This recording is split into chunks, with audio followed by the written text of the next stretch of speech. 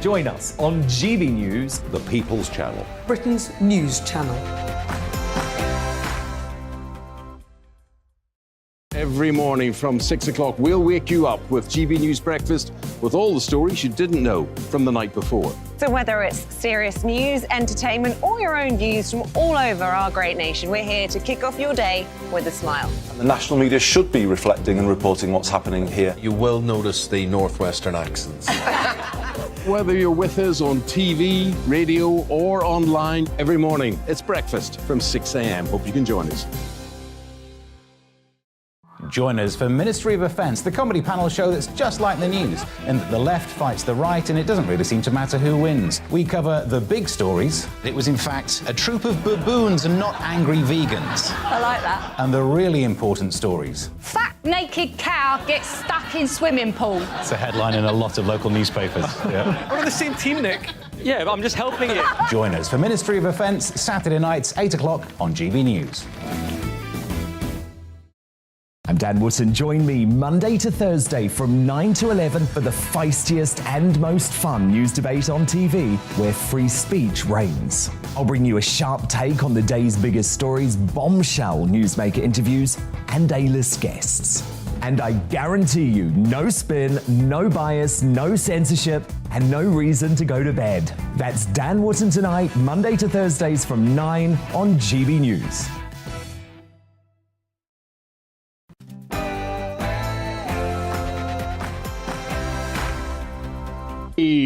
Welcome along to tonight's Mark Steyn show as the lads sing on those French migrant boats in the Channel. Start spreading the news. We're leaving today. We want to be a part of it. North York, the Yorkshire village that's getting more asylum seekers in the last week of May than Rwanda will be getting all year. Plus, an update from the sinister globalist planning your future in Davos, Laura Perrins on lockdown lickspittles, and Peter Hitchens on why England should secede from the United Kingdom. Plus, the most vital part of the show, all the more important when we live in the constant swirl of a blizzard of lies. Your comments and questions, do send them along by email, gbviews@gbnews.uk, or you can tweet me at GB News. But first, as ever, the news with Polly Middlehurst.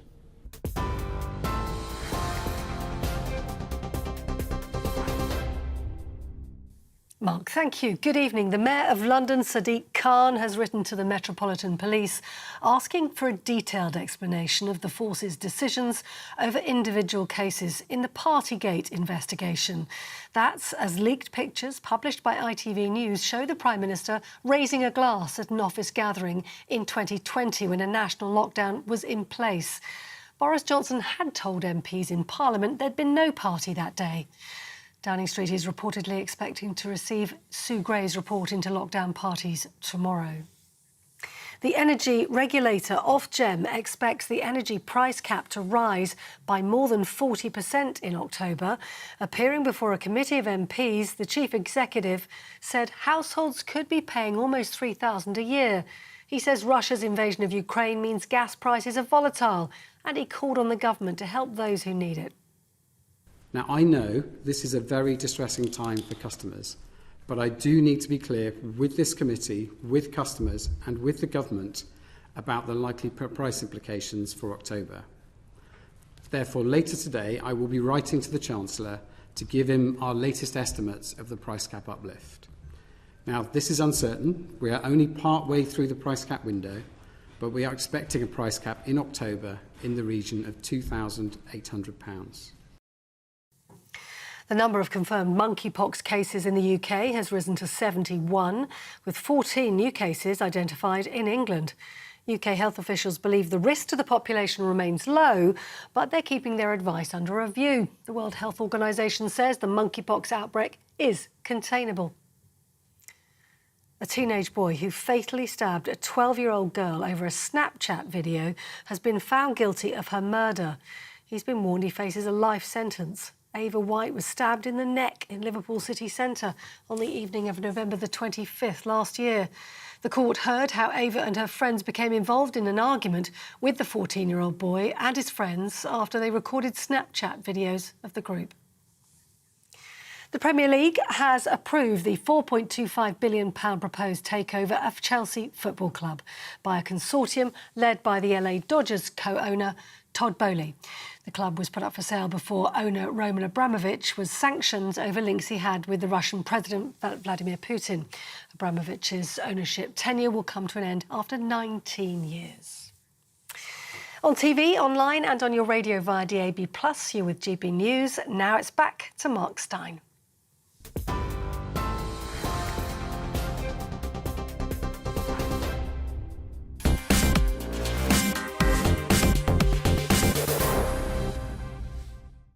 Tonight, for the full hour Bojo party picture holding a wineglass gate, I'll be puffing myself up with so much righteous indignation the steam coming out of my ears will make my hairpiece rise 6 inches above my head. We'll talk to some fellow who knows a bloke who has an in to someone who takes the minutes for the 1922 committee. Are we going to see Sue Gray? Is that coming tomorrow or maybe next week? We'll pretend to take Jeremy Hunt seriously. We may go in depth with Rishi Sunak, assuming he's not over in America renewing his green card. Oh, God, I'm so sleepy. Oh, thank goodness, that was all just a bad dream. As I said yesterday, Boris Johnson holding a wineglass only matters if Boris Johnson matters.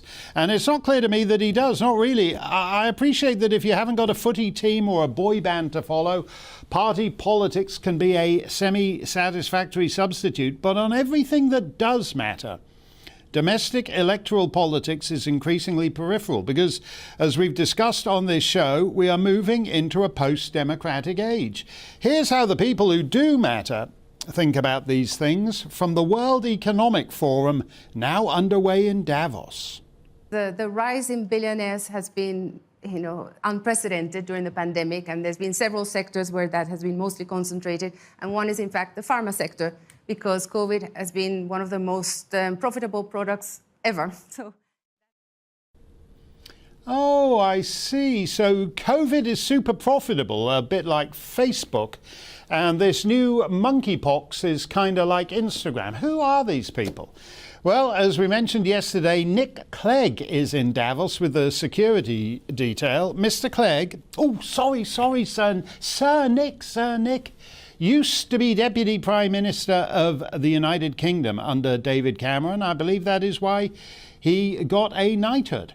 And once upon a time, Deputy Prime Minister of the United Kingdom used to be an achievement in and of itself. But for Sir Nick Clegg, it was just a stepping stone to burnish the CV in order to become what he is now, President of Meta Platforms. Meta is the new name for Facebook, and that's why he's in Davos with a security detail as opposed to sitting in the Commons dozing through the second reading of the Stansted Airport carbon-neutral car park expansion bill.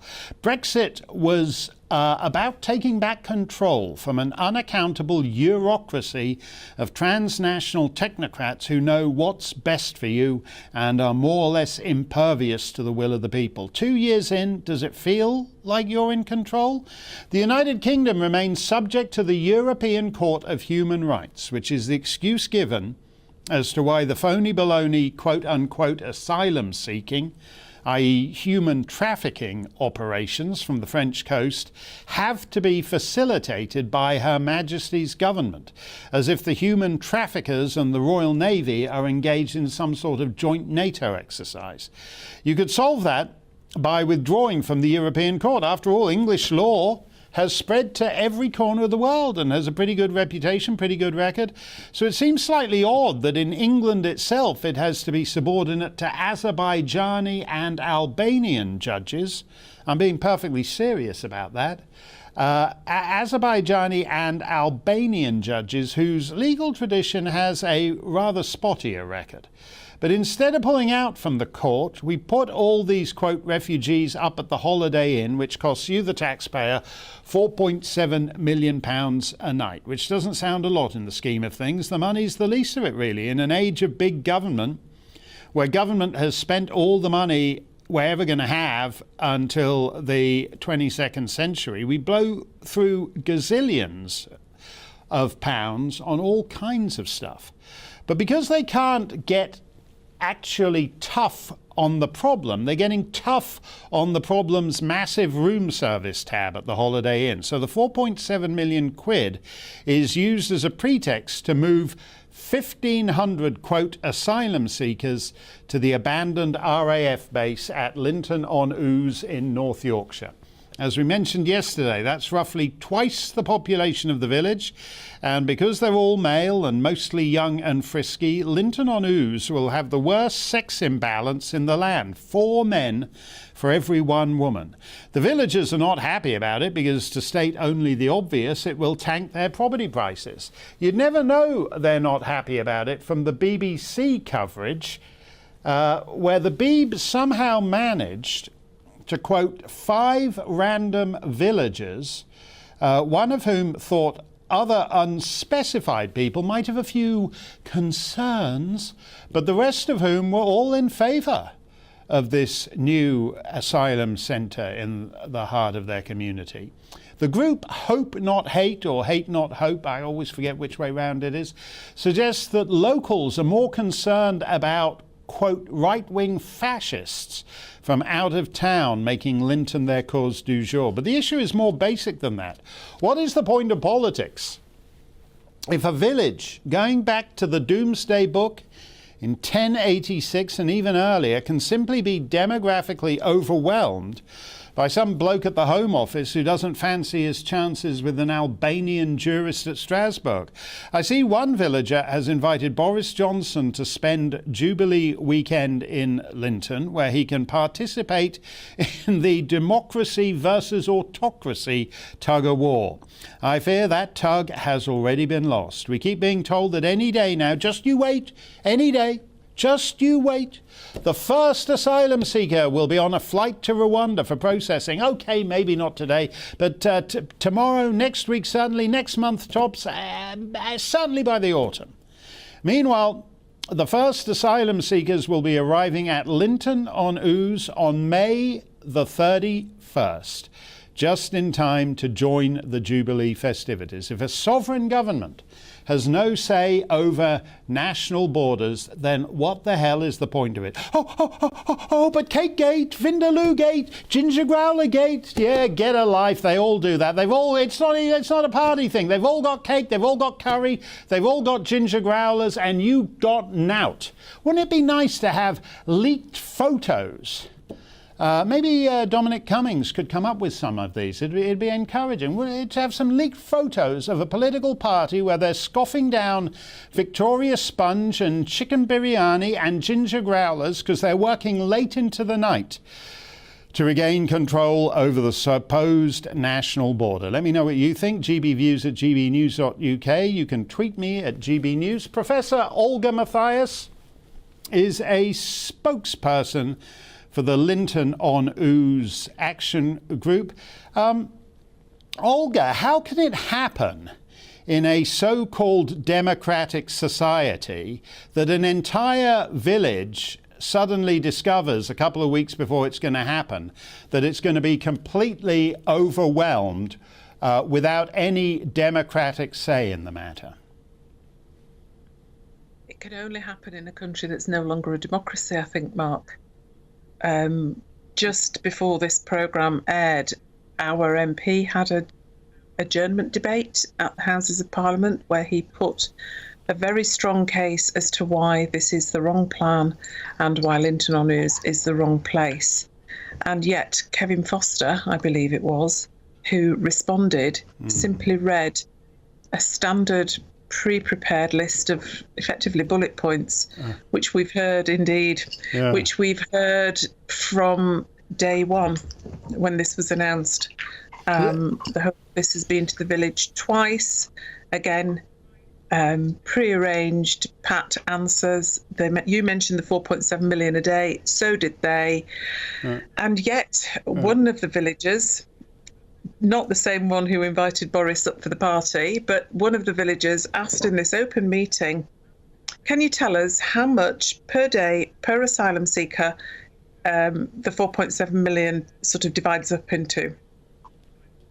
And also then, for comparison, can you tell us how much per day per asylum seeker it will cost to keep them in Linton-on-Ouse. The response from a Home Office civil servant was, that's confidential.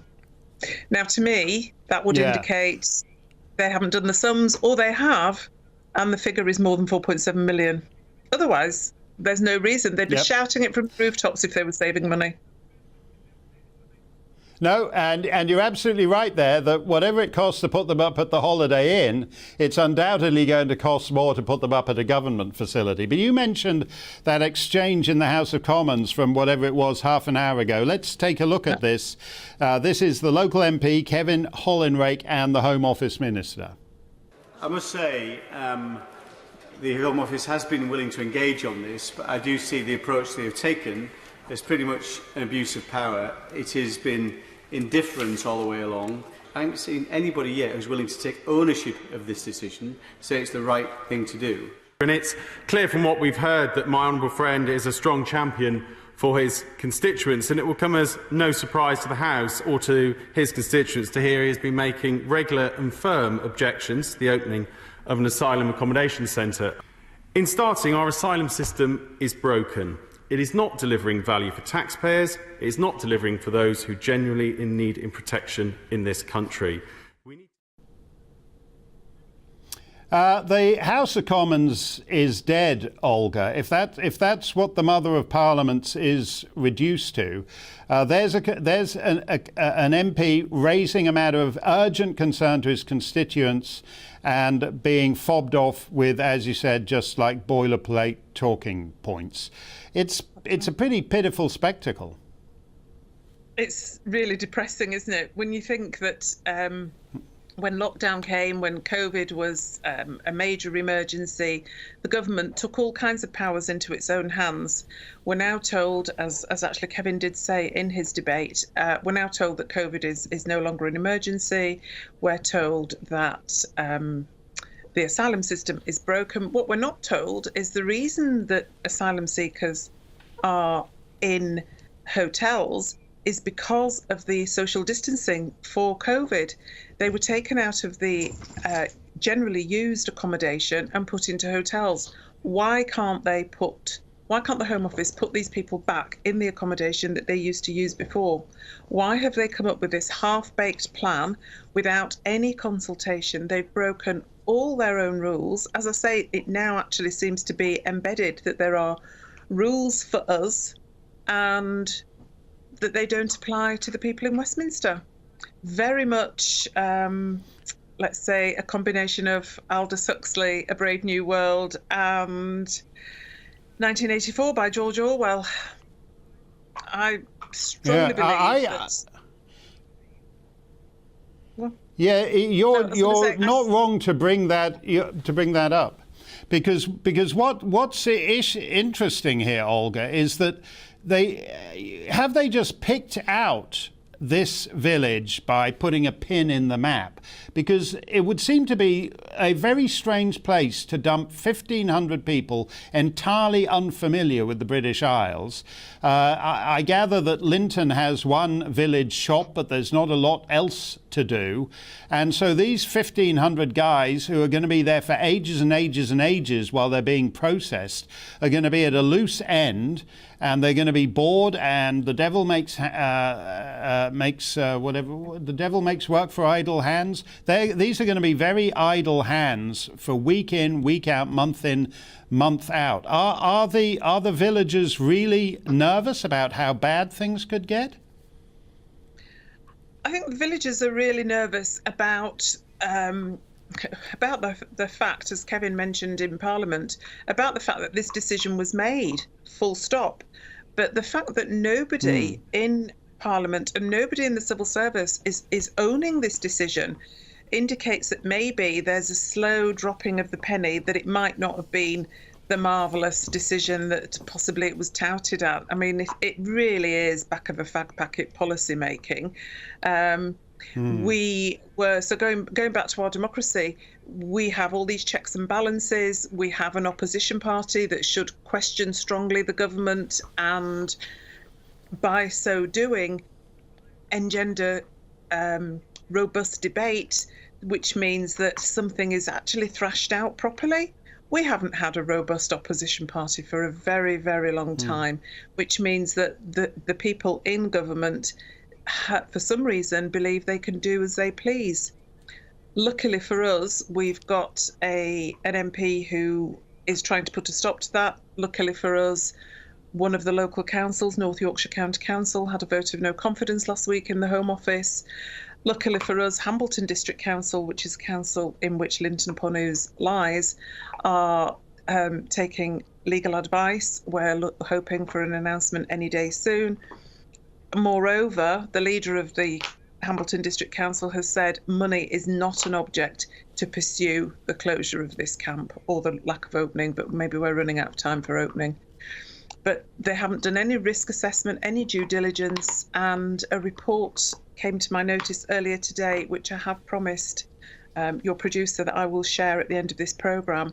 A report came to light where it has actually been announced that an environmental assessment, impact assessment, is now being carried out.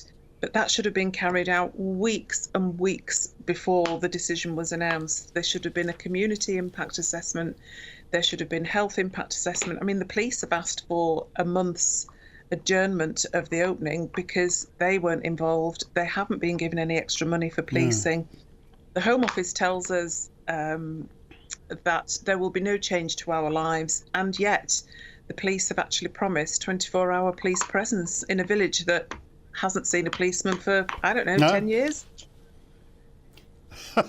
No, that's very interesting, Olga. I should add, actually, that I saw on the internet a tweet from, I think, David Atherton it was, who was saying that North Yorkshire Police, he's had it on good authority that North Yorkshire Police have advised locals, the local ladies, not to go out in short skirts and similar clothing. No one's arrived yet. And that's how North Yorkshire Police, who are entirely separate, I should add, from West Yorkshire Police, who did nothing to do the Rotherham business. So there's already all kinds of weird talk going on. And I was very struck by this from Kevin Hollinrake, who called it a sacrificial lamb. Yes. For national policy. In other words, it's as if they chose a particularly vulnerable village and decided to make an example of them pour encourager les autres. Thank you very much, Olga.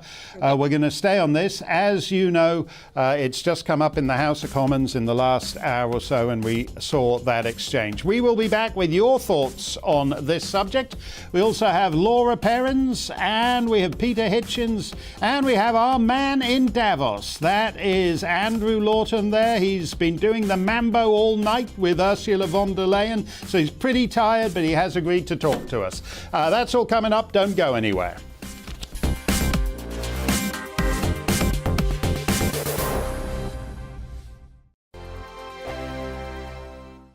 We are GB News. We're right across this great nation. On TV, on radio, on digital. Absolutely everywhere. We don't talk down to you. We embrace all voices. With honest and civilised conversation. We're not part of the establishment. We're one of you. And we're only getting started. Join us on GB News, the People's Channel. Britain's news channel. Every morning from 6 o'clock, we'll wake you up with GB News Breakfast with all the stories you didn't know from the night before. So whether it's serious news, entertainment, or your own views from all over our great nation, we're here to kick off your day with a smile. And the national media should be reflecting and reporting what's happening here. You will notice the northwestern accents. Whether you're with us on TV, radio, or online, every morning, it's breakfast from 6 a.m. Hope you can join us. Join us for Ministry of Defence, the comedy panel show that's just like the news, in that the left fights the right and it doesn't really seem to matter who wins. We cover the big stories. It was in fact a troop of baboons and not angry vegans. I like that. And the really important stories. Fat naked cow gets stuck in swimming pool. It's a headline in a lot of local newspapers. Yeah. We're on the same team, Nick. Yeah, but I'm just helping you. Join us for Ministry of Defence, Saturday nights, 8 o'clock on GB News. I'm Dan Wootton. Join me Monday to Thursday from 9 to 11 for the feistiest and most fun news debate on TV, where free speech reigns. I'll bring you a sharp take on the day's biggest stories, bombshell newsmaker interviews, and A-list guests. And I guarantee you, no spin, no bias, no censorship, and no reason to go to bed. That's Dan Wootton Tonight, Monday to Thursdays from 9 on GB News.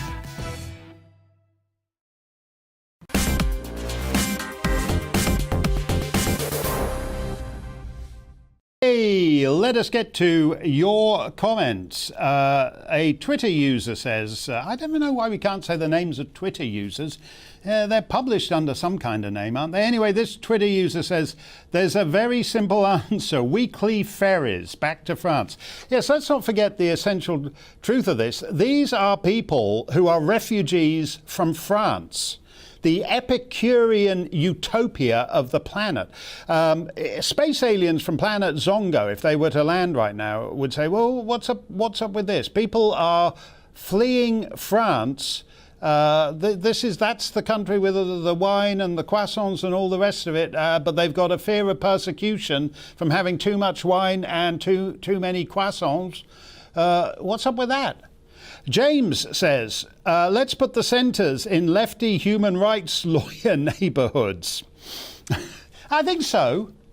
That's fair enough. Anna says, likewise, have them stay at the lawyers' second homes in the meantime. Carol says, what if we put them up in Westminster? Yeah, bring it on. The whole point about the elites, the Davos thing makes it clear, is they don't have to live with the consequences of what they impose on you. They're all flying around, jetting around, going all to the fashionable, cool, hip, trendy places, and they just come up with these schemes and you live with the consequences.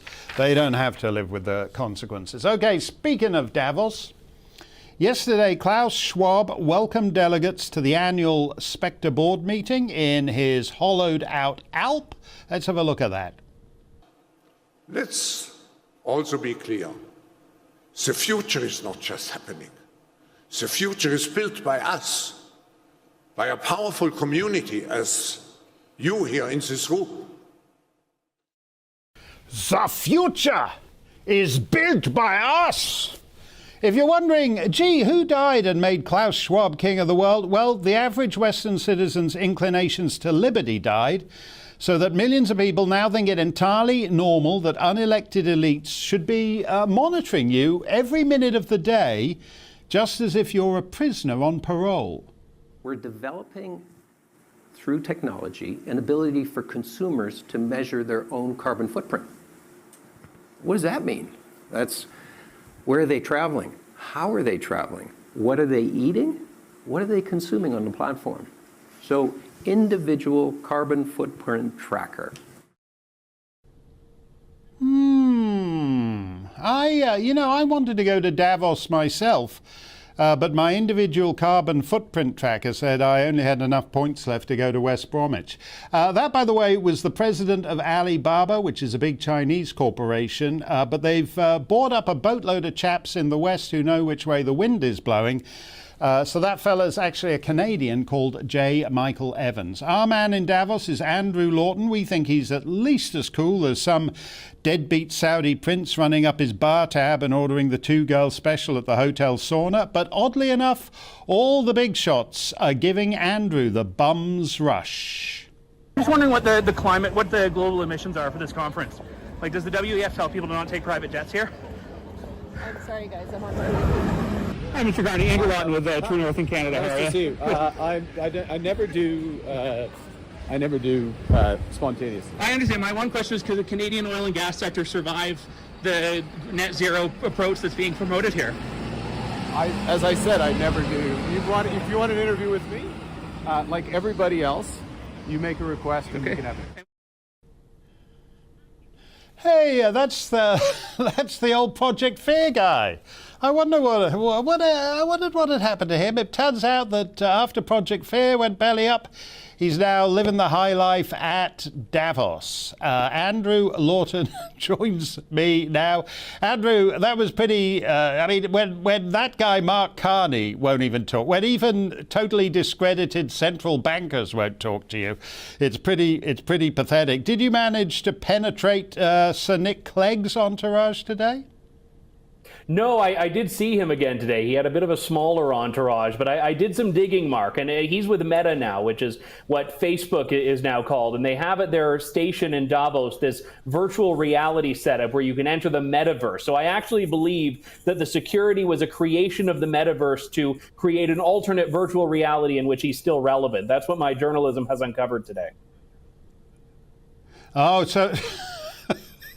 So for minor globalists such as Nick Clegg, you could have basically a kind of animatronic entourage or some kind of artificial intelligence. The virtual reality headsets were, they must have been there somewhere.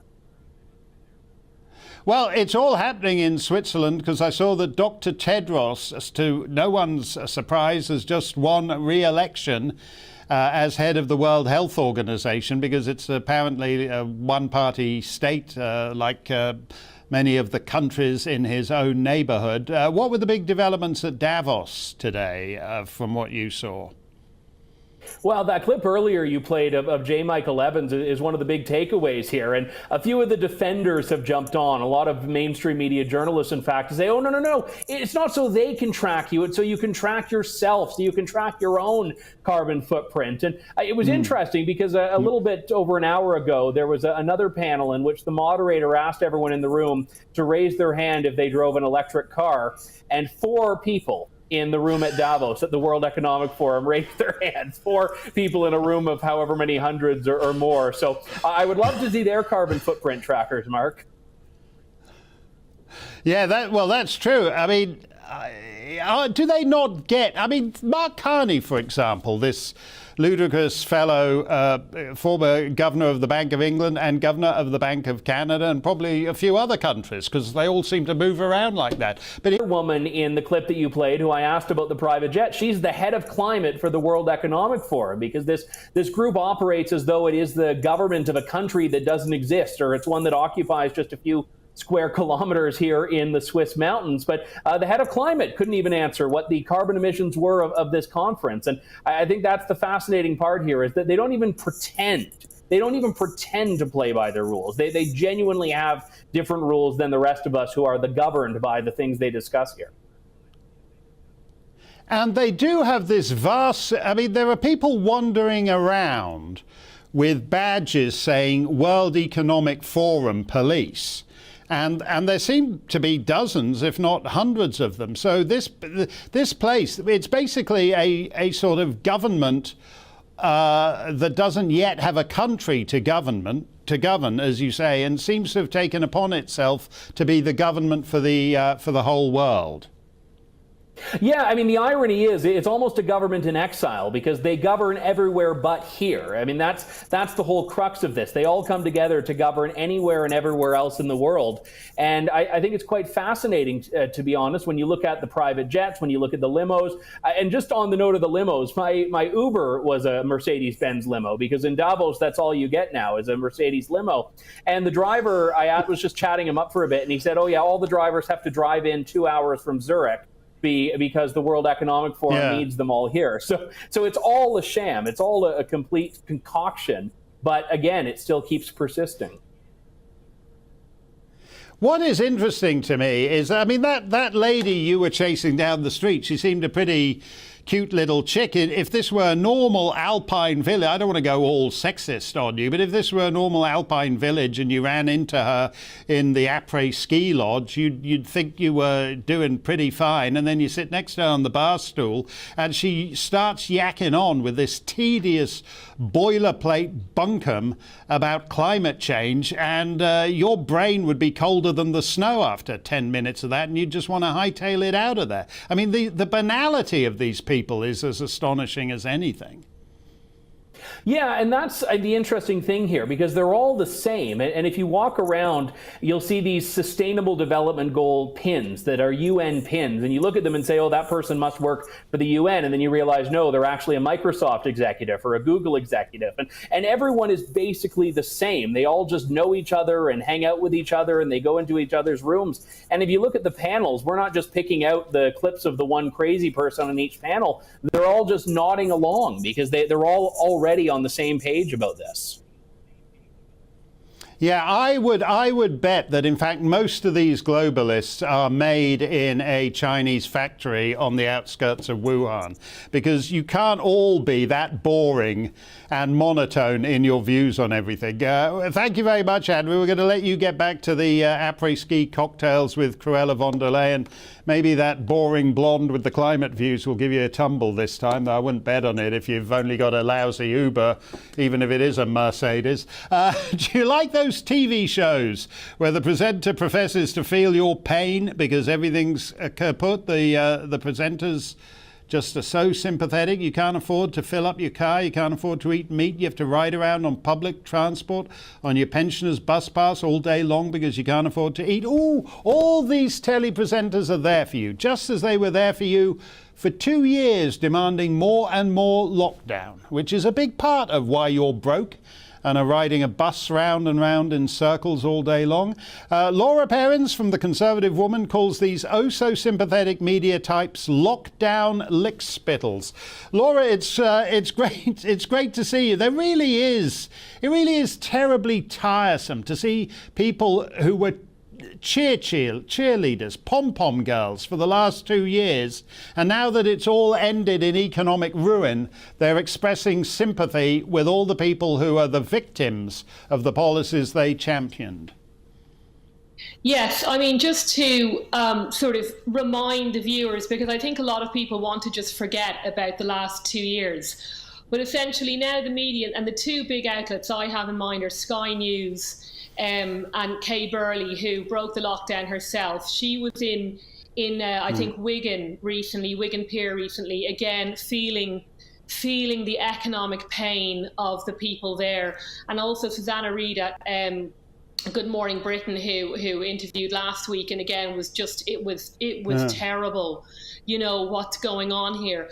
But what really stuck in my throat, what wasn't the sympathy that they have for those who are now incredibly hard up and struggling financially, is the unbelievable hypocrisy. Because I remember those two outlets, Sky News and GMB in particular, being completely hysterical. And I mean, the hysteria was just, you know, off the charts when I monitored them. Okay, I thankfully am relatively immune to the mainstream media.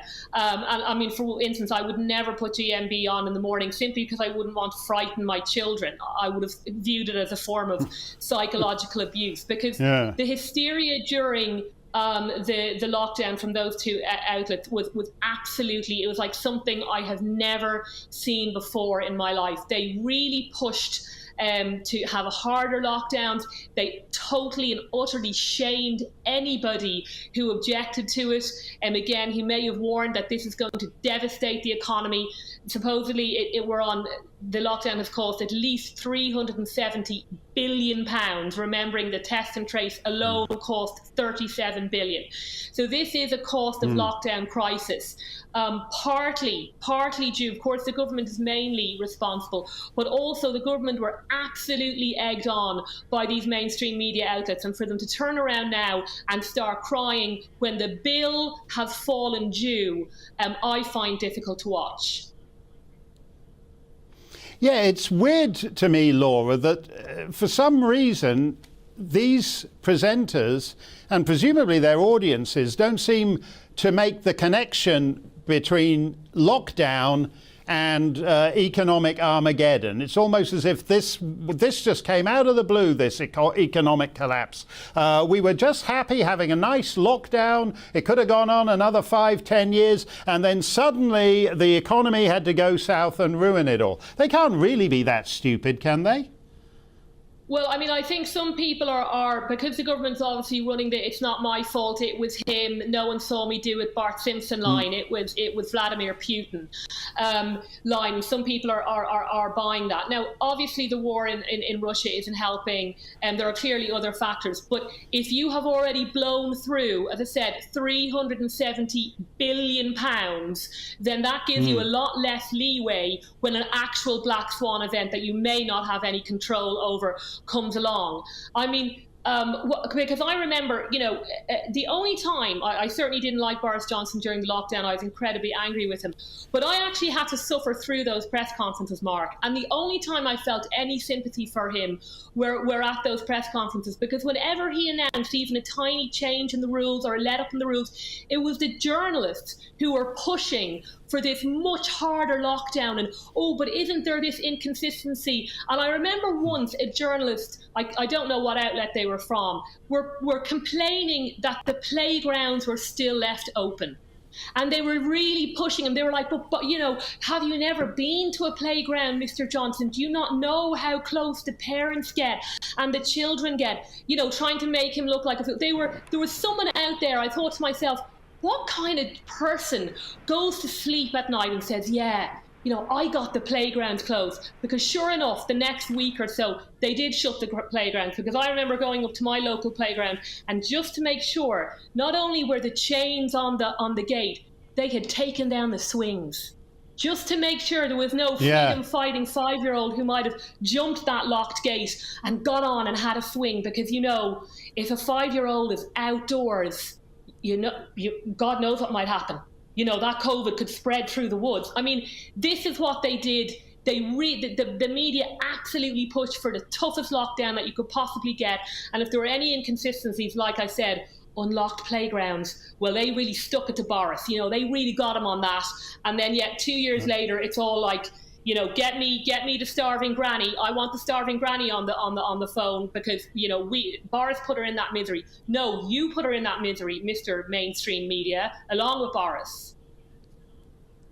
Yeah, you're absolutely right. I would cheer a 5-year-old little Dickensian urchin who vaulted over that gate and went, and even if there weren't any seats on the swings, he just grabbed the thing and swung back and forth with his hands, because that actually would be the contrarian spirit is all but dead in the United Kingdom, and the lousy groupthink media who are now professing sympathy for Elsie, the pensioner, riding around on the bus, when they basically ruin the lives of Elsie and Elsie's kids and Elsie's grandkids by cheerleading this stuff for 2 years. It's an excellent column, Laura, and lockdown lickspittles is a phrase that deserves to be planted in the language. We know who they are. Andrew Neil, who's calling for the tormenting of the 5 million supposedly unvaxxed in the UK,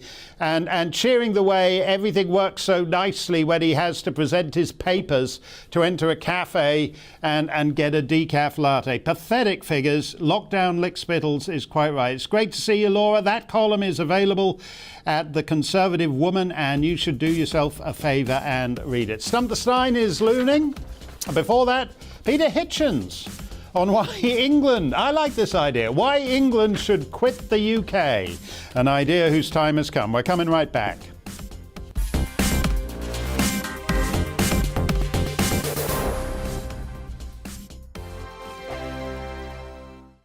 We are GB News. We're right across this great nation. On TV, on radio, on digital. Absolutely everywhere. We don't talk down to you. We embrace all voices.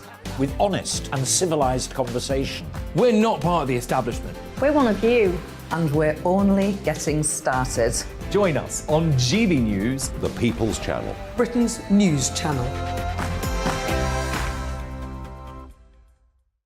Every morning from 6 o'clock, we'll wake you up with GB News Breakfast with all the stories you didn't know from the night before. So whether it's serious news, entertainment, or your own views from all over our great nation, we're here to kick off your day with a smile. And the national media should be reflecting and reporting what's happening here. You will notice the northwestern accents.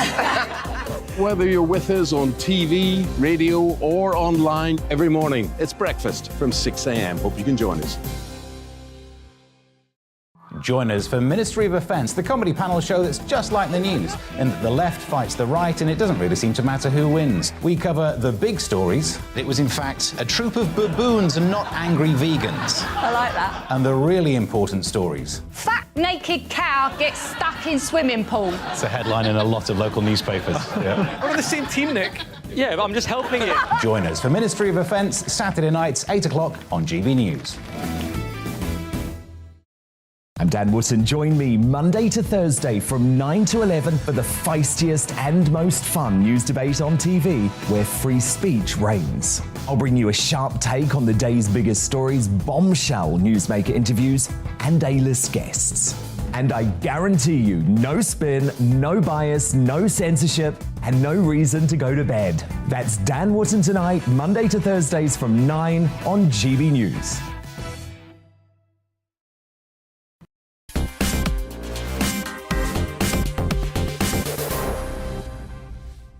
Peter Hitchens had an arresting column in the Mail the other day. Enough with these interminable Scottish, Irish, Welsh nationalists whinging decade in, decade out. Why don't the English secede from the United Kingdom and leave these eternally dissatisfied Celts to take it out on each other? Peter Hitchens joins me now. Peter, it was a very clever column because you rooted it really in the romantic restoration of the Kingdom of England, which was a very great thing.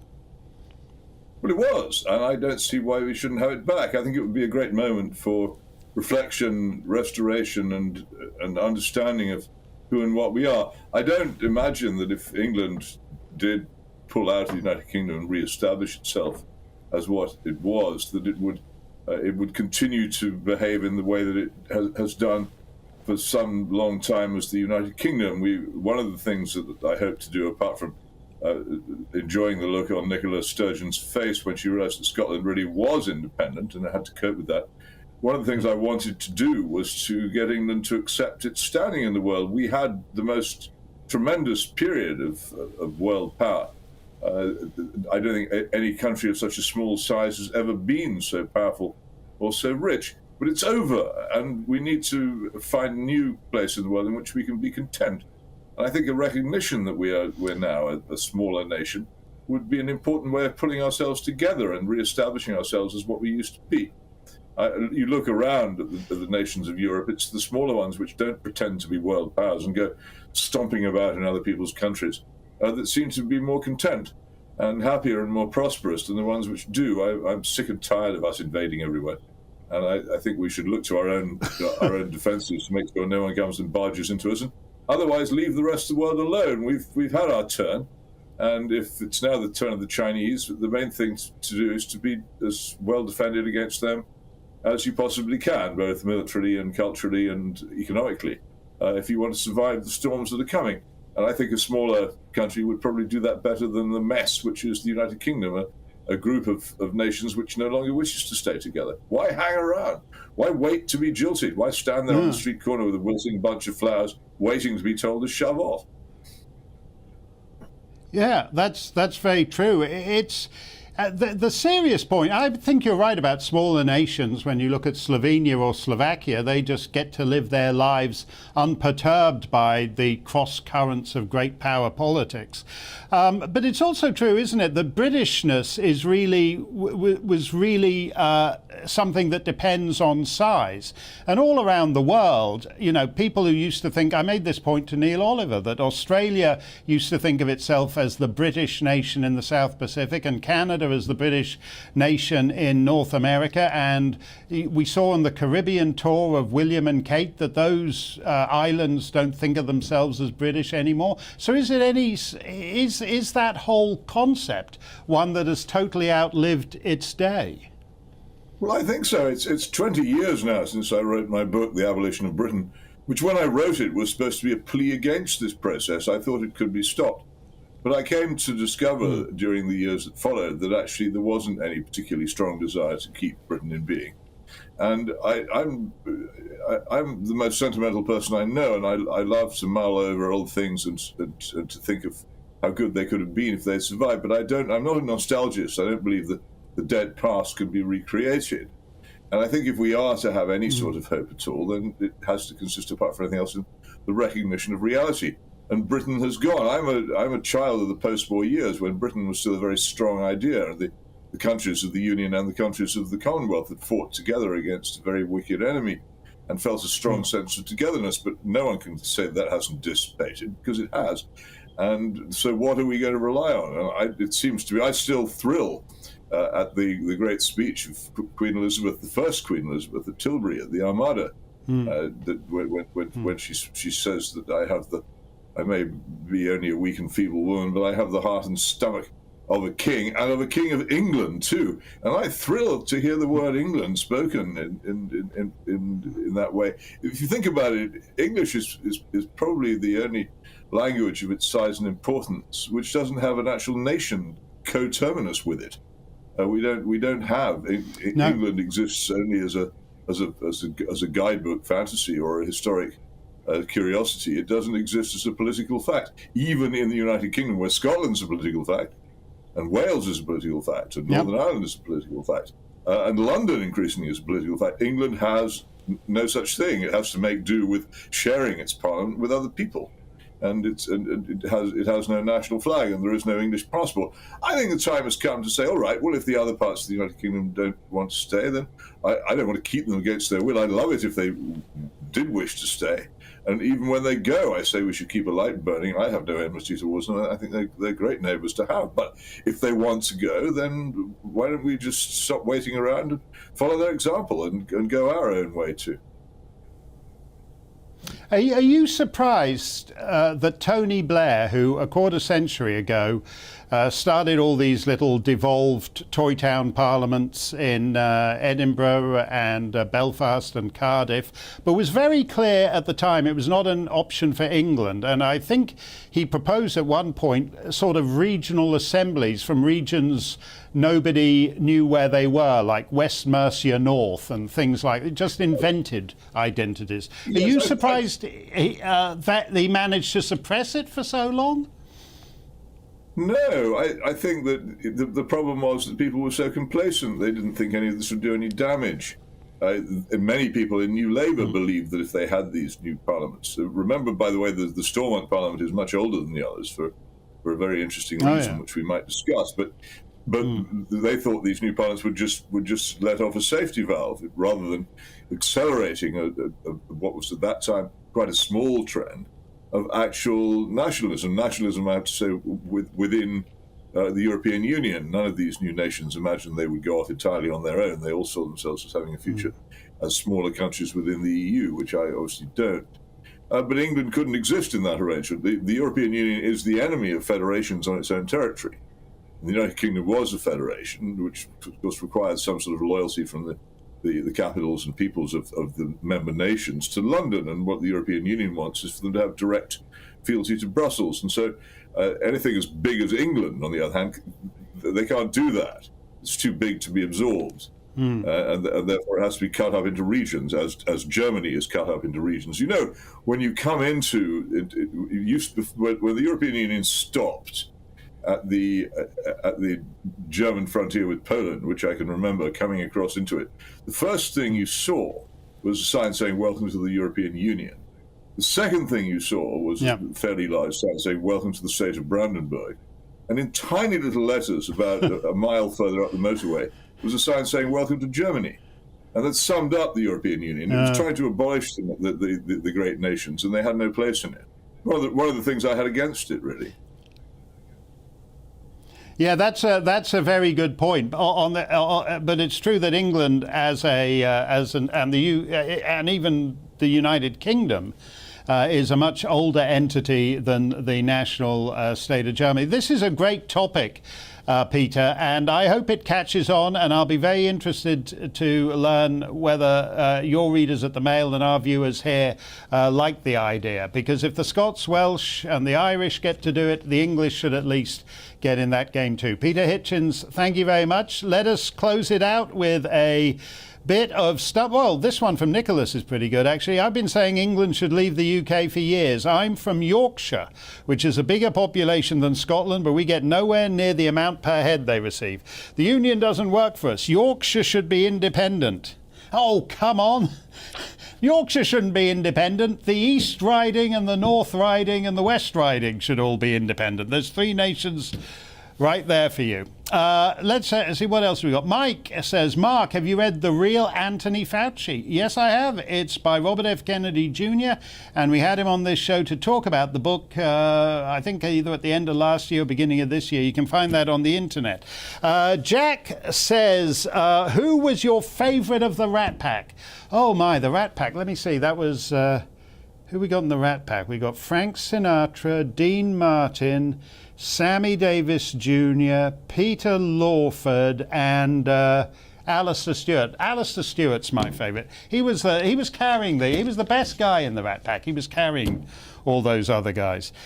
Neil said, would Klaus Schwab be at your dream dinner party? I do not think he would, for the reason that I mentioned to Andrew Lawton earlier, that all these guys, like that cute blonde crazy climate gal, they look good, they look very sophisticated, but their conversation is unutterably boring. Do you know how hard Andrew Lawton has to work to get a usable 15 seconds clip? They're doing all the bland drivel and then they forget themselves and they go, yes, the future will be built by us.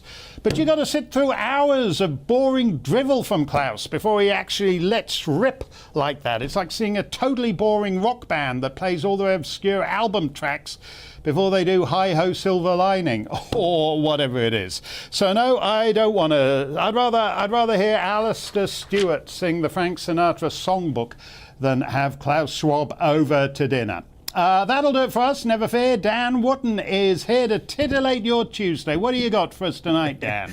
Mark Steyn, we all want to have Alistair Stewart over for dinner, don't we, rather than Schwab. But look, have you heard, Mark, of Professor Christine Stable-Benn? She is this woman who has done one of the first major studies into the efficacy of the mRNA vaccinations compared to the others for COVID-19. Her findings are bombshell, Mark. Not been reported anywhere in the mainstream media. So she will be here tonight to reveal what she found out. And when you take in overall mortality, Mark, there are serious questions for the likes of Pfizer and Moderna. Yeah, that is absolutely critical, and the findings are extraordinary, and you're only going to see them right here. Keep it on GB News. Dan is coming up right after the weather. Stay safe, stay free.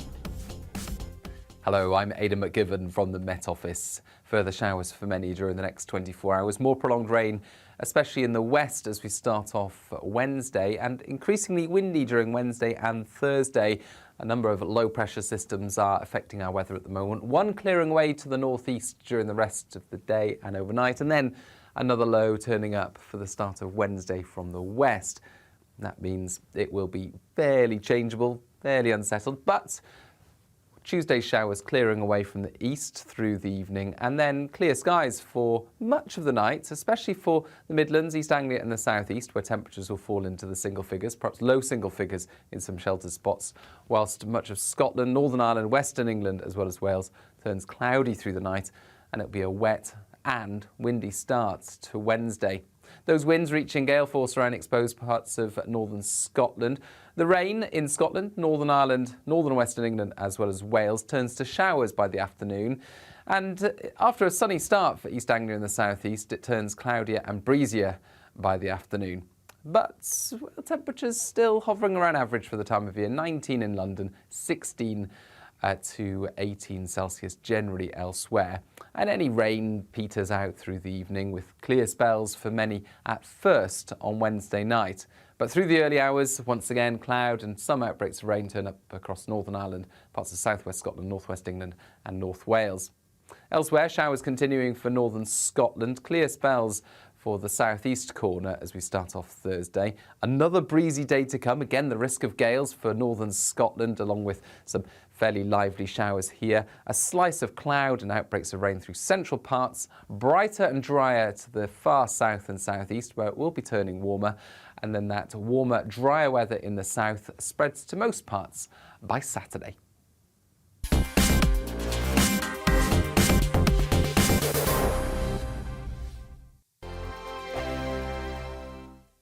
We are GB News. We're right across this great nation. On TV, on radio, on digital. Absolutely everywhere. We don't talk down to you. We embrace all voices. With honest and civilised conversation. we're not part of the establishment. We're one of you. And we're only getting started. Join us on GB News, The People's Channel. Britain's news channel. Every morning from 6 o'clock, we'll wake you up with GB News Breakfast with all the stories you didn't know from the night before. So whether it's serious news, entertainment, or your own views from all over our great nation, we're here to kick off your day with a smile. The national media should be reflecting and reporting what's happening here. You will notice the northwestern accents.